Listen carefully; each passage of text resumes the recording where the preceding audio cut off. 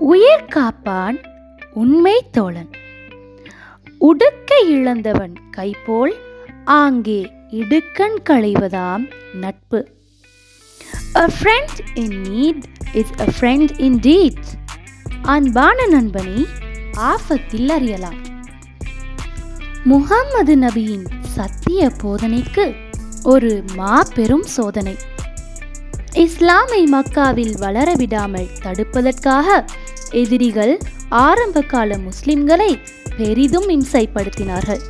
இறுதியாக முஹம்மது நபியையே தீர்த்து கட்ட திட்டமிட்டனர்.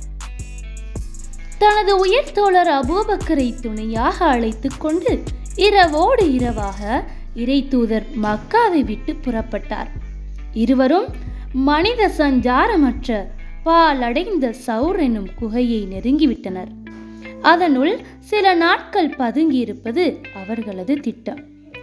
இருளடைந்த அக்குகைக்குள் வெளிச்சம் ஏதும் இல்லாமல் உள்ளே நுழைவதற்கு இறை தூதர் தயாரான போது நண்பர் அபூபக்கர் இடமறித்தார். நபியே, உங்களை குகைக்குள் முதலில் நான் போக விட மாட்டேன். இது ஒரு பாழடைந்த குகை, சனப்புழக்கமே இல்லாதது. உள்ளே பாம்பு, தேள் முதலான விஷ ஜந்துக்களோ அல்லது ஓநாய் போன்ற மாமிச பட்சினிகளோ பதுங்கியிருந்து உங்களுக்கு தீங்கு விளைவித்து விடக்கூடும். அதை எம்மால் சகித்து கொள்ள முடியாது. நான் முதலில் உள்ளே செல்கின்றேன். எனக்கு என்னவானாலும் பரவாயில்லை. குகைக்குள்ளே இருக்கும் அழுக்குகளை எல்லாம் சுத்தம் செய்த பின்னர் உங்களை நான் அழைப்பேன். அப்போது நீங்கள் வந்தால் போதும் என்று அபூபக்கர் கூறிவிட்டு குகைக்குள் நுழைந்தார்.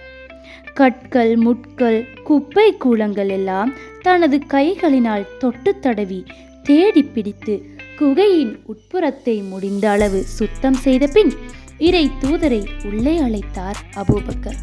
ஒருவர் முகத்தை மற்றவர் பார்க்க முடியாது. அவ்வளவு கடும் இருள் குகைக்குள் கவ்வி கிடந்தது. இருவரும் அமைதியாக இறை தியானத்தில் ஈடுபட்டனர்.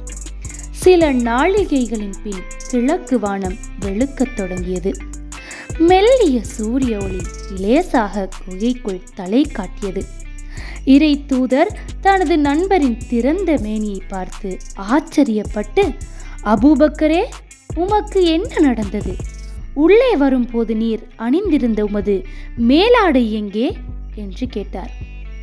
நாயகமே, என் உயிரிலும் மேலான உத்தமரே, குகையை சுத்தம் செய்து கொண்டு வருகையில் எனது கைகளுக்கு சில துவாரங்களும் பொந்துகளும் அகப்பட்டன. அதனுள்ளே இருந்து ஏதாவது விஷ ஜந்துக்கள் வெளியே வந்து உங்களை தீண்டிவிடக்கூடும் என்ற அச்சத்தினால் எனது ஆடை முழுவதையும் துண்டு துண்டுகளாக கிழித்து அந்த ஓட்டை ஒடிசல்களை எல்லாம் அடைத்து விட்டேன் என்று பணிவாக பதில் சொன்னார்.